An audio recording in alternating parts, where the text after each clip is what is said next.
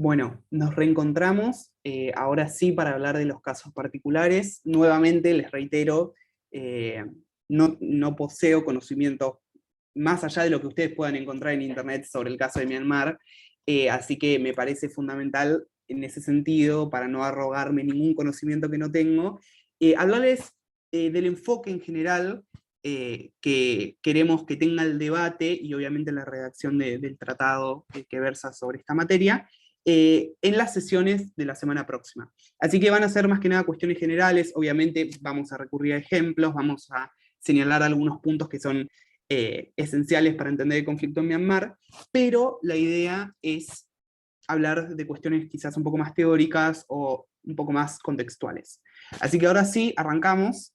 El caso de Myanmar, como ustedes ya espero que hayan leído, es bastante común en Asia, en el sentido que luego de una independencia del Reino Unido, en, en, los años posteriores a la Segunda Guerra Mundial, con el desmembramiento del Imperio Británico, se consolidó durante poco más de una década como un intento de democracia que siga el sistema de Westminster, es decir, un parlamento con dos cámaras, etcétera, el sistema británico, pero hubo, bueno, una instauración de una república socialista y un golpe militar en 1962, si la memoria no me falla. Este régimen militar se extiende hasta 2011, una breve brecha de 10 años, y se reinstauró en el febrero pasado.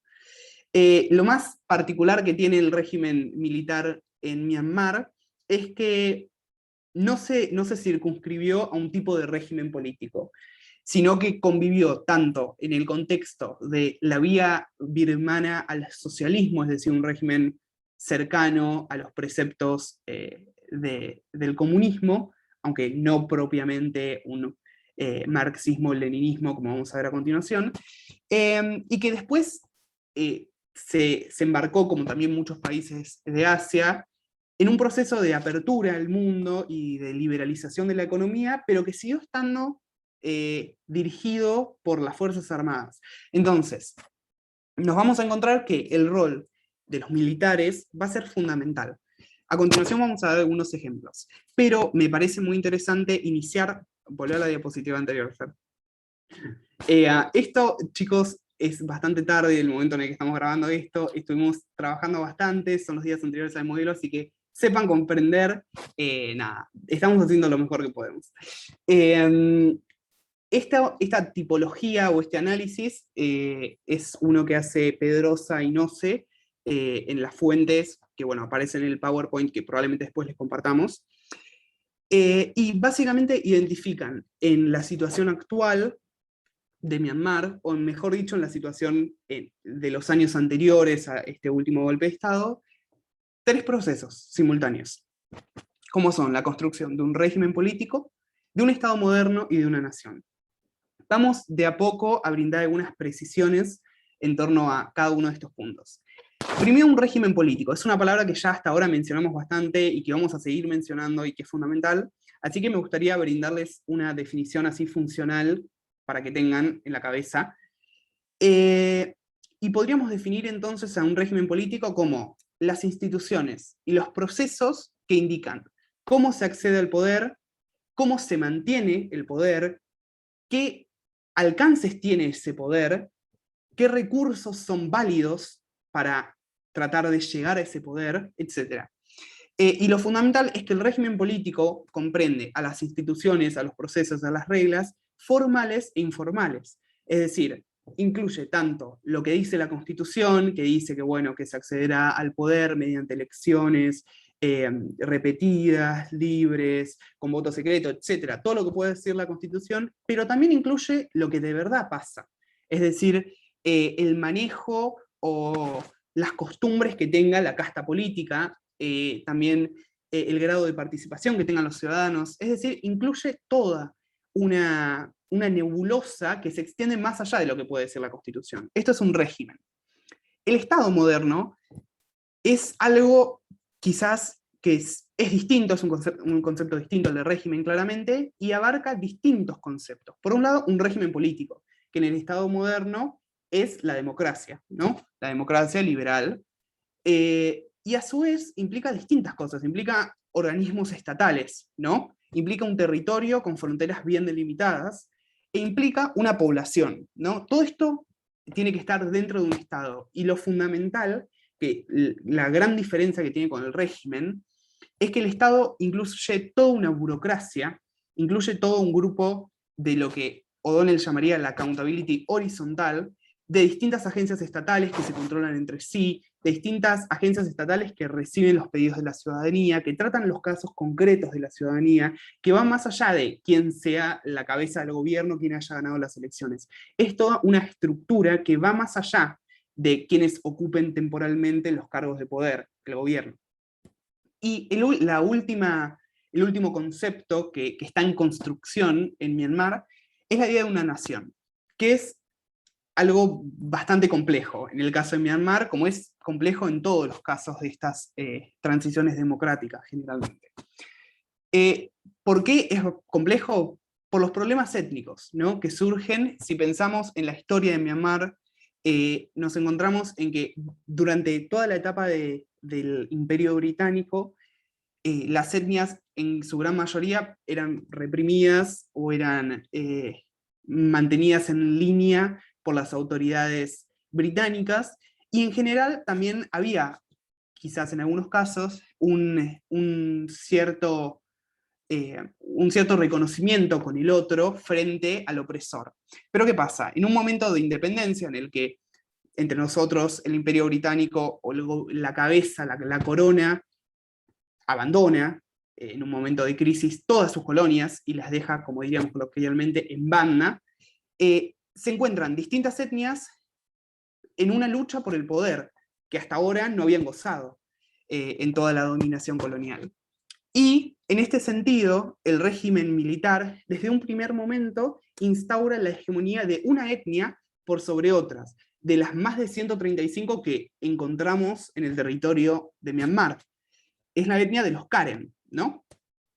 Esta cuestión de los estados multiétnicos también entra en colisión con lo que puede ser las directivas de un gobierno central.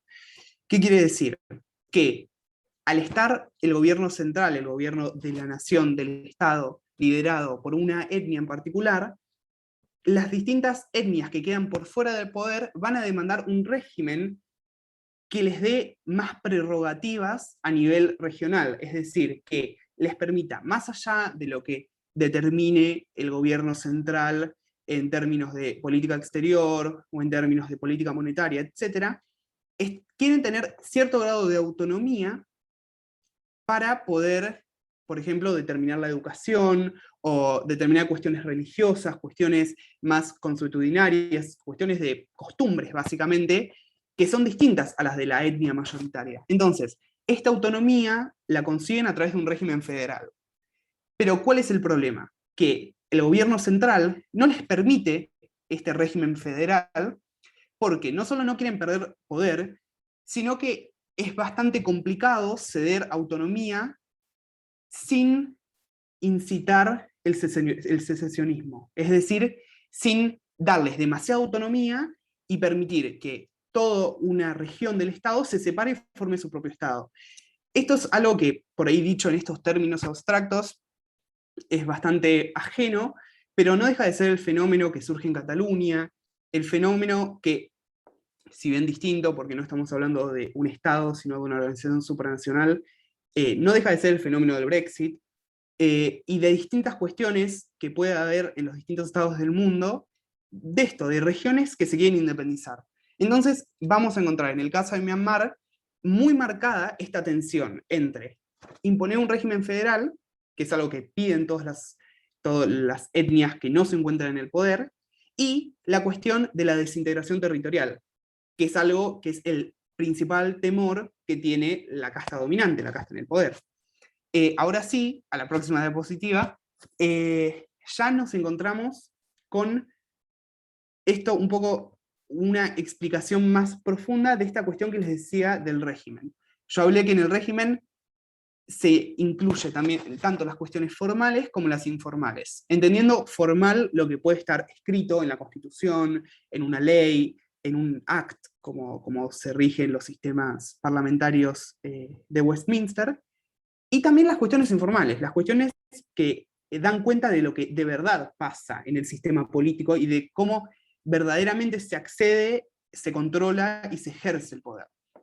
Entonces, en ese sentido, nos encontramos que los regímenes políticos de Asia están atravesados por algo que Pedrosa identifica como los valores asiáticos.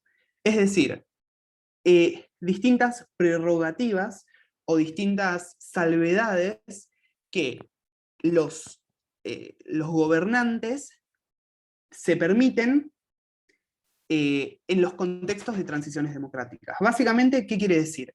Que se instaura un régimen democrático, pero el gobernante dice, bueno, nosotros nos encontramos en Myanmar, es un país que tiene estas características religiosas, es un país que tiene mucha segregación étnica, así que yo voy a hacer algunas pequeñas modificaciones a cómo funciona la democracia para poder mantener este país a flote.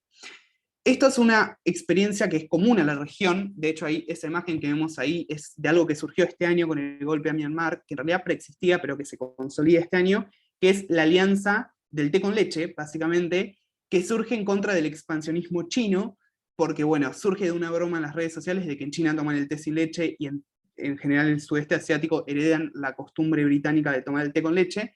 Entonces es básicamente una unión de estados del sudeste asiático en contra de el expansionismo chino y que, en contra también de los valores autoritarios que circundan la región.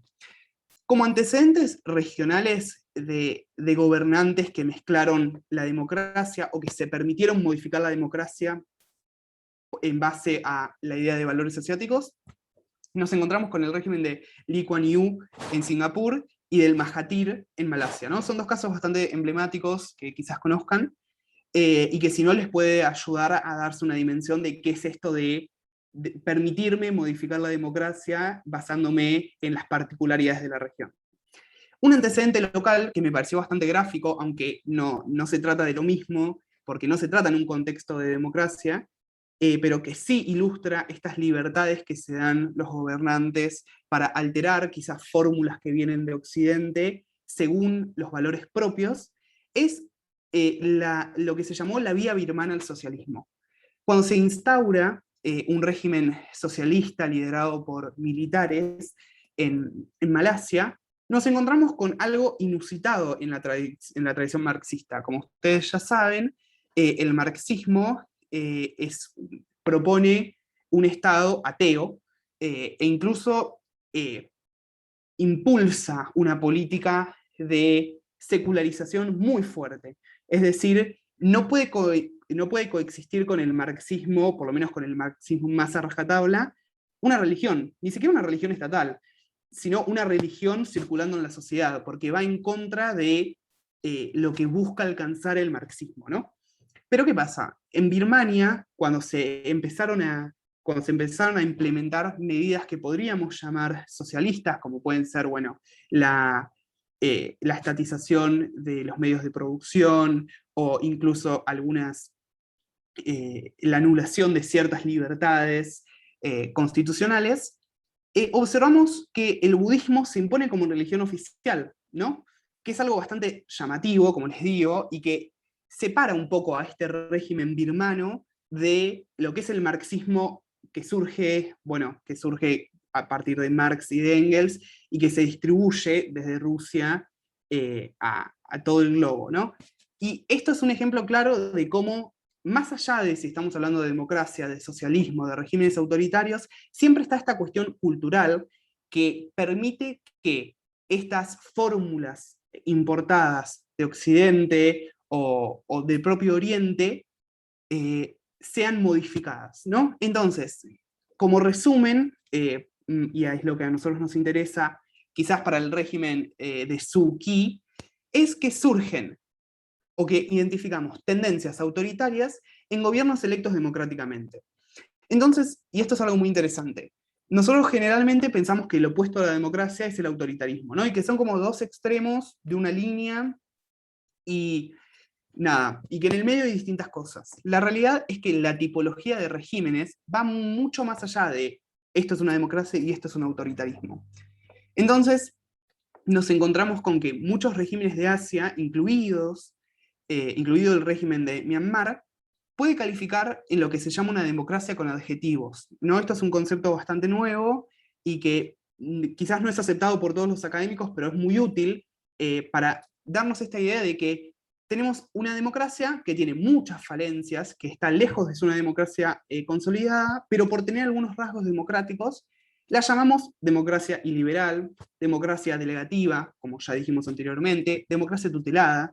También tenemos regímenes que son autoritarismos competitivos, que si bien no garantizan los derechos básicos de la democracia, no tienen elecciones competitivas efectivas, es decir, puede haber elecciones, pero siempre va a ganar el mismo partido. No tiene ninguna de estas condiciones, pero sin embargo permite una cierta participación política ampliada, ¿no? Entonces, esto me parecía interesante para que empiecen a concebir la idea de que hay muchos tipos de regímenes que van más allá de democracia y autoritarismo. En la próxima diapositiva ya nos vamos metiendo un poco más en hechos, ¿no? Esto es fundamental, y a estas alturas probablemente todo esto que les vaya a contar ya lo saben, eso espero, pero de todas formas está bueno repasarlo. Tenemos el caso de la transición fallida de 2008. Como ya lo sabemos ahora, fue una transición que si bien buscó la democracia, no lo logró, aunque durante 10 años, años más, años menos, se haya logrado una sociedad con valores democráticos o que eh, trace un camino hacia la democracia, ¿no? Y acá, en el propio título, estoy recuperando una frase propia de los militares, ¿no? Que en su apertura dijeron, bueno, vamos a convocar elecciones en las que, bueno, salieron ganando los militares, ¿no? En las primeras elecciones, pero más allá de eso dijeron, bueno, vamos a ir hacia una democracia disciplinada, ¿no? Y en efecto era una democracia disciplinada. Y ahora vamos a ver por qué. Pero antes de eso, me gustaría recuperar también, esta es una cuestión bastante común en los análisis de las transiciones, que es la idea de los pactos. En los momentos de salida del régimen militar y de ascenso de las élites democráticas, los pactos tienen un rol fundamental. ¿Entre quiénes? Primero, dentro de los grupos democráticos, que hacen pactos para formar un frente democrático que pueda movilizar a toda la población, más allá de si uno está más a la izquierda, más a la derecha, las propuestas económicas, etc. Se forma un frente que tiene corta duración, porque en el momento en el que se instauran elecciones y se instaura un régimen democrático, este frente se rompe y vuelven la competencia entre partidos, y también tiene difusas bases programáticas, es decir, no se ponen a analizar pormenorizadamente cómo van a proceder, qué medidas económicas se van a implementar, etc. Se juntan y dicen, es fundamental movilizar a la sociedad para poder sacar el régimen no democrático, y eso es todo, ¿no? Y a su vez, otro actor fundamental son los grupos que O'Donnell llama los nostálgicos del régimen. Es decir, aquellos que nosotros generalmente en los análisis de estos regímenes observamos que en un primer momento las dictaduras, los regímenes autoritarios pueden tener mucho apoyo en la sociedad civil, que van perdiendo, ¿no? En este proceso de pérdida de legitimidad que habíamos hablado con anterioridad. Sin embargo, siempre queda un grupo que es fiel a este régimen, ¿no? Que son los nostálgicos que en muchos casos siguen teniendo roles de autoridad, siguen teniendo poder, ya sea poder económico o peso en la toma de decisiones, entonces es fundamental sacarles ese poder. Se puede hacer de dos formas. Reduciéndolos a una secta, en esta imagen lo que queremos plantear es que sea un grupo tan pequeño y con tan pocos recursos que no pueda impulsar una restauración autoritaria, o atribuirles un rol institucional. Esto es algo bastante complejo y es el caso de Myanmar. ¿Por qué nos referimos a esto? La realidad es que el contexto de salida del régimen militar a finales de la década pasada no se dio particularmente en una crisis insostenible del régimen militar, en el que no duraban un día más y que trataron de salir, pero no lo lograron, ¿no? La posición de los militares, como lo sigue siendo hasta el día de hoy, y como lo fue durante el régimen democrático, todavía sostenía bastante legitimidad. Más allá de que las elecciones de 2020 hayan sido aplastantes para el partido militar, la realidad es que la situación no era como la situación en Argentina, por ejemplo, con el gran acuerdo nacional que promueve la NUCE y en el que trata de lograr que los militares, con la vuelta de Perón, conserven algún poco de poder institucional y no lo logran.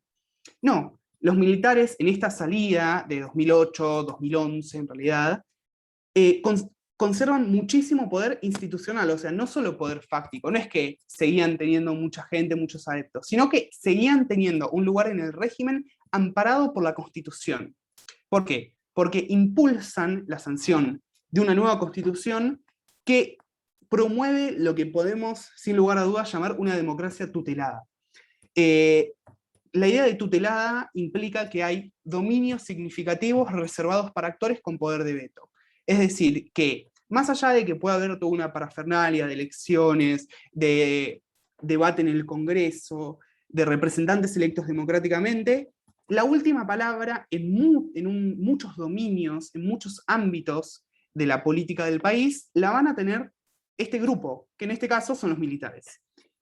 Vamos a ver ahora algunas de las prerrogativas, algunas de las garantías que los militares, antes de irse, no del todo, se fueron claramente, lograron meter en la Constitución. Primero estamos hablando de que se arrogaron o se reservaron el 25% de los escaños, ¿no? Lo más paradójico de esto es que para reformar la Constitución se necesita una mayoría de más de 3/4. Es decir, se necesitan más del 75% de los votos.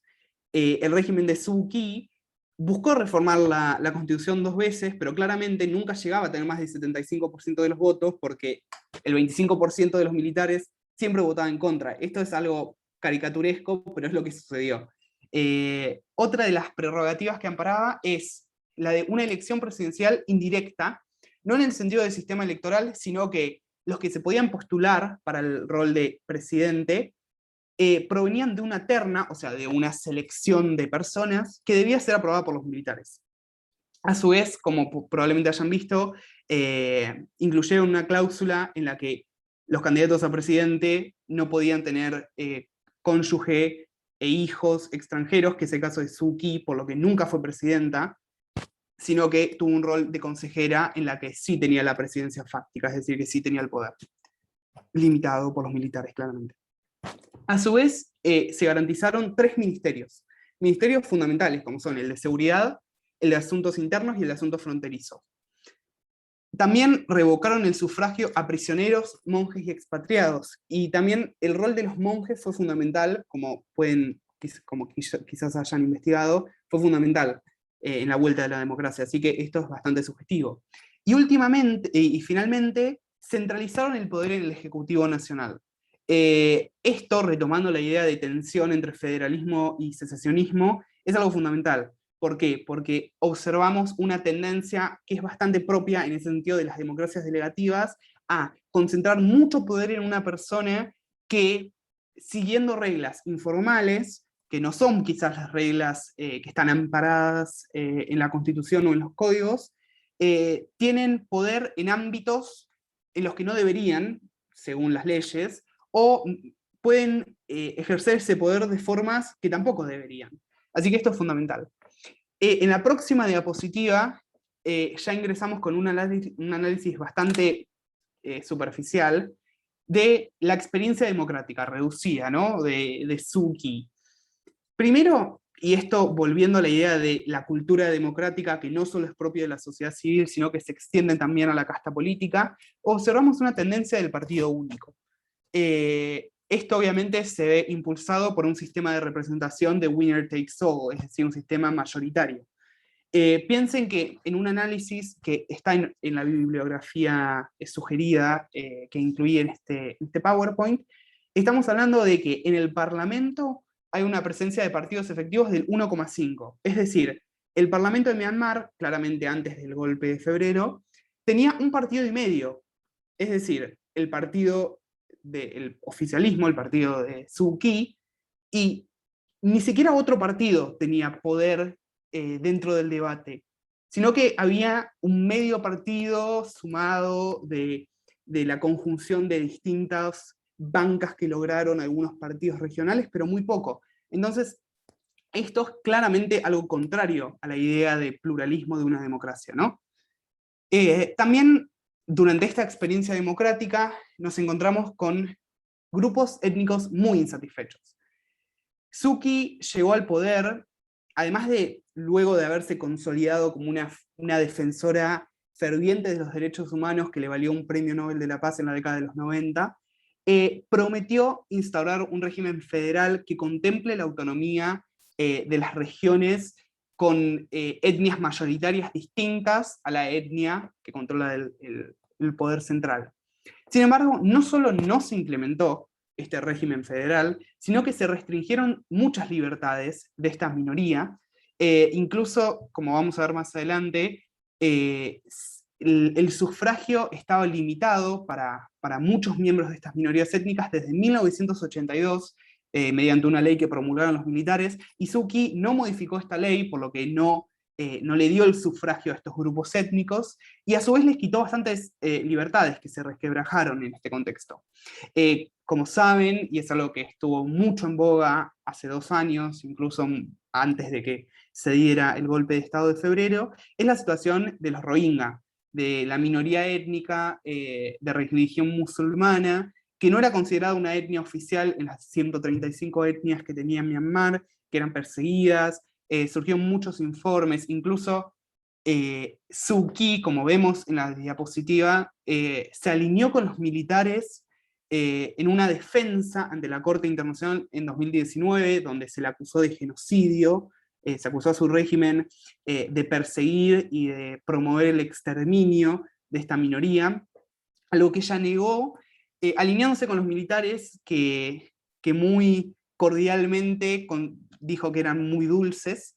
Así que nada, son cuestiones como quiero que se plantee, que no es una cuestión de que Suu Kyi es buena y es democrática y los militares son malos. La realidad es que los militares son malos, Suu Kyi hace lo que puede, pero tampoco es un santo. Es una cuestión muy compleja, y es una cuestión que, por ejemplo, este alineamiento de Suu Kyi con los militares, que fue horrible, que no recibió el apoyo de un organismo internacional decente, fue muy bien recibido en Myanmar. De hecho, la imagen pública de Suu Kyi y de los militares también subió. Entonces, ya sé que estoy insistiendo bastante sobre este tema, sobre la cuestión de la cultura democrática, pero la realidad es que cuando no hay una cultura democrática consolidada, es muy difícil que se permita esta transición, pero a su vez no puede haber cultura democrática sin democracia. Entonces es algo por demás complejo. Ahora, en la próxima diapositiva, que creo que ya es la última, a ver si ya estamos en la última, no, nos falta una más. Es bastante tedioso esto, pero bueno, no importa, espero que puedan estar sacando algo al menos.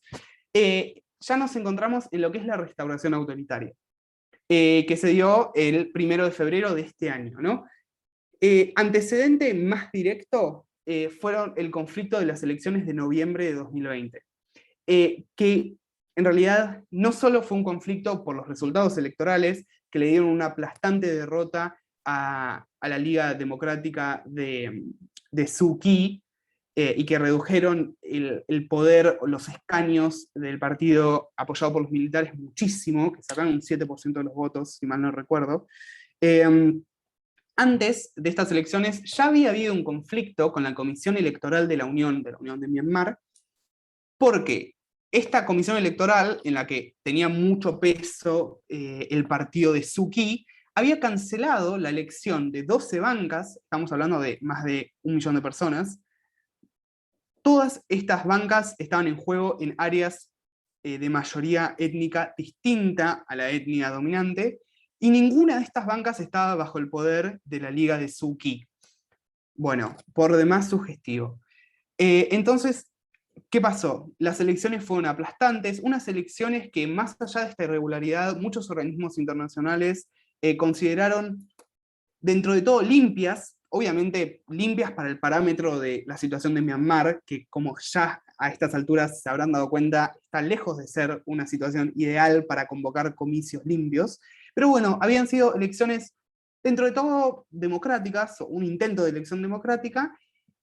Los militares claramente no aceptaron esto y se valieron de un contexto de una sociedad muy resentida por la pandemia de coronavirus, por cuestiones económicas, etc. Y el 1 de febrero, invocando el artículo 417 de la Constitución, que ellos mismos se habían promulgado y que básicamente les daba la potestad de convocar el estado de emergencia por un año ante peligro de palabras súper abstractas como sedición, insurrección, inestabilidad, todas esas palabras que son cosas, esas palabras muy difíciles de trasladar al ámbito empírico. Bueno, invocando este artículo, se hicieron con el poder, en el que dijeron que iban a permanecer durante un año, y al final de este periodo convocarían elecciones. Claramente todavía no sabemos, lo que sí sabemos es que durante este periodo de reinstauración de un régimen autoritario han fallecido más de 1000 personas, hubo muchos refugiados, mucha población desplazada, situaciones de apagones masivos, cortes de internet a nivel nacional, persecución a periodistas, muchas otras cuestiones que atentan los valores democráticos, claramente los valores de las Naciones Unidas, y nada, es un poco el tópico que van a tener que tratar, claramente. Y ahora sí, pasando a la última diapositiva, los desafíos. Estas son cuestiones, claramente, algunas de las que me pareció importante mencionar. Es un conflicto polifacético, como se habrán dado cuenta también, y nada, lo que me interesaría que se lleven de esta breve charla es que hay muchas aristas de este problema y hay muchos frentes por los que empezar a tratar este problema. Es bastante sencillo quizás plantear el ideal, es decir si en Myanmar tiene que haber elecciones libres, tiene que haber un régimen que no sea corrupto, lo que sea, pero hay que ver qué podemos aplicar, cómo podemos, qué régimen podemos impulsar ante una sociedad civil que tiene las características de la sociedad civil en Myanmar, con los conflictos étnicos que la preceden, con la situación económica, con los resultados de la pandemia de coronavirus, ¿no? Es una situación por demás compleja, así que a continuación algunas viñetas breves antes de terminar, para que ustedes se queden pensando, e incluso quizás puedan esbozar algunas propuestas para traer al debate. Y nada, para que más que nada, en estos días de preparación anterior al modelo, en los que los nervios no faltan, tengan una idea de qué es lo que nosotros esperamos de ustedes en el debate, cuáles son algunas puntas para que puedan quizás pensar propuestas, como ya les dije, para traer. Así que bueno, estas cuestiones son, primero, el poder desmedido e institucionalizado de las Fuerzas Armadas, ¿no?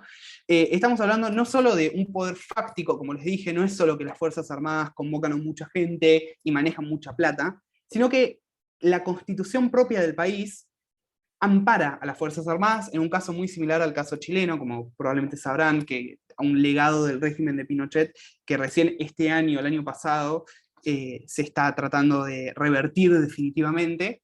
Y un ejemplo es algo muy pequeño, pero para que tengan una idea de cómo afecta a los distintos ámbitos, en este caso la economía, estamos hablando que el 14% del PBI de Myanmar se dedica o se apunta al Ministerio de Defensa.